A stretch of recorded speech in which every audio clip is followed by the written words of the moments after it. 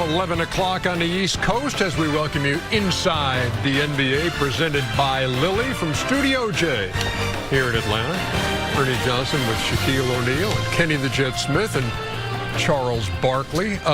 You know, when we teased this show, talked about a 6-year-old professional pool player, and Kenny made an excellent point. We should let everybody know that it was a segment we recorded earlier tonight, so you don't think that we have a 6-year-old up there. No, I already wanted to there to stay at 11 o'clock. I actually think that's a good idea. You explain to the public. They're not that bright. Exactly.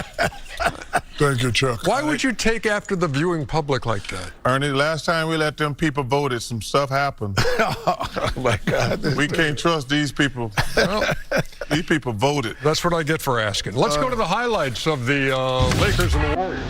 Ernie, I owe the Lakers an apology. Oh, man. Hey, how about this? Oh, man, that's so cute. Surrey James to Dad.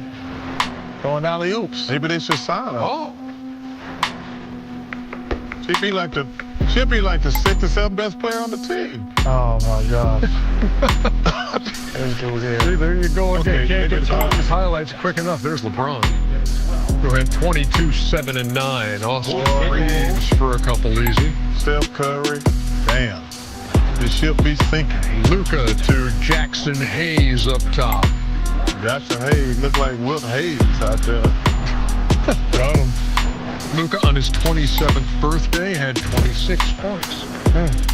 They were up 65-47 at the half, and it just got worse. No, I'm just saying, I was just wrong on the Lakers. They are contenders. Oh, give me something, Luka. You're going to beat that into the ground. No, I'm not. I'm telling you.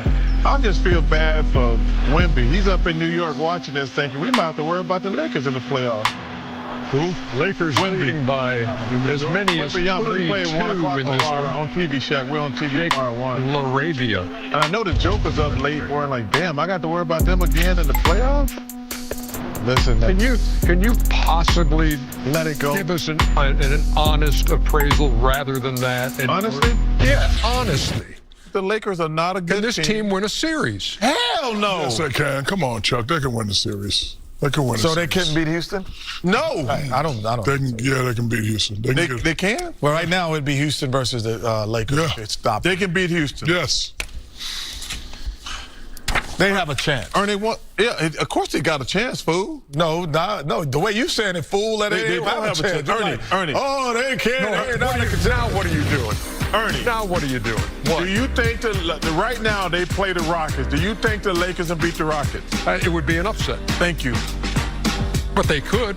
Yeah, but it would be an upset. Everybody could. There you go. Okay, well, number 7, if the Suns, my Suns could beat the Spurs, that'd be an upset. They're going to get that 4th spot, too. Your Suns can't beat. They're going to get that number 4 spot. Who, the Lakers? Yeah. No, I think they're right where they're going to be. Okay. They're right. And the best thing, and my Suns, they just lost to the Suns, and the Suns in trouble because. But they lost 2 games that they should have won at the Horn. The Lakers did. What do you mean they should have won? Or they could have won. Orlando. Yeah. I could have been taller, but I'm not. What does that have to do with anything? Just because you want something, Ernie, they should have beat the Suns. They have no Booker, no Dylan Brooks, and they lost to now they beat a they beat a G League team tonight, and we're going to have to get on TV all week and hear about how the Lakers going to make a run. Well, what I do like about the league right now, Ernie, is that to me, I'm just counting this, in my estimation, there are 7 teams that could say, we really could win it. And, 7 teams would be Detroit, Boston, New York, Cleveland. Nope. New York, nope. Oklahoma, San Antonio, only 4. Houston, and Denver. Only 4. So that's 8. So 8 teams. We just said you said 4 or 5, and you said 8. No, you said 4 or 5. I believe I'm looking at it after you said 4 or 5. I started counting. But like if Minnesota, that would be an upset if they get the way they have been playing this year. Not because of what they've done, who they have, but the way they played. They'll just get. But those other 4 teams, the other 4 teams, it wouldn't be a surprise. So you would be surprised if the Denver Nuggets won a championship? No. Would you be surprised if the San Antonio Spurs won it? No. Would you be surprised if the Oklahoma City won it? No, that's Would you be surprised if the Pistons won it? Yes. Well, how about Houston? Yes, I'd be surprised if Houston won it. That's it. You would be surprised if the Knicks won it? Yes. Knicks ain't got a shot. Oh my gosh! They don't have a shot. We ain't tripping. We out here to be Don't have a honest. shot. They're the third best team in the. Yeah, third. nobody walks around saying they're number 3. Okay. Well, you just said the third best team and the fourth best team can win it in the Because West. the West is better. I just disagree. How about that? You know what I'm How looking about for? that? A 28-point loss always feels worse on national TV. And when the final score reads 129-101, the reaction's gonna be loud. That's exactly what happened after the Warriors fell to the Lakers. The Inside the NBA crew didn't just critique the performance, they questioned relevance. So let's separate emotion from evaluation. First, the game itself. The Lakers led 65-47 at halftime and controlled tempo from the start. Golden State struggled defensively in transition, gave up clean looks early in the clock, and couldn't consistently contain dribble penetration. When that happens against a team with multiple creators, it snowballs. By the third quarter, the margin reflected not just execution gaps, but physicality and urgency. Offensively, the Warriors had stretches of stagnant possessions, too many late clock bailouts, not enough paint pressure to collapse the defense.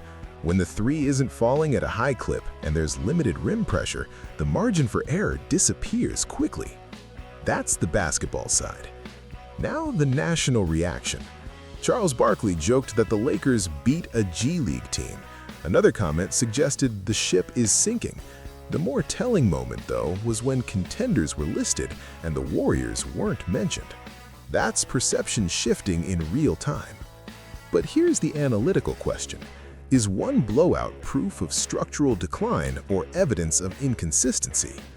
Golden State this season has lived in the middle tier, not dominant, not irrelevant.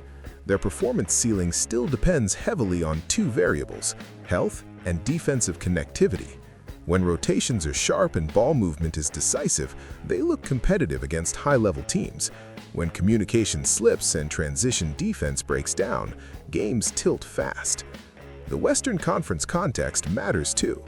Denver, Oklahoma City, and Boston have shown more consistent identity. That doesn't eliminate the Warriors from postseason impact, but it does shrink the margin. They are no longer overwhelming favorites, they are matchup dependent. The Inside the NBA segment reflected frustration more than final judgment. National shows amplify extremes. A 28-point loss becomes symbolic. But here's the balanced reality. Golden State is not a bottom-tier roster, nor are they currently playing like a top-4 seed. They're in between, capable of volatility. The real evaluation window isn't February blowouts, it's April rotations. If they stabilize defensively, control pace, and limit live ball turnovers, they remain dangerous in a series. If not, the narrative will harden. So the question isn't whether the ship is sinking, it's whether this loss is a wake-up call or a warning sign.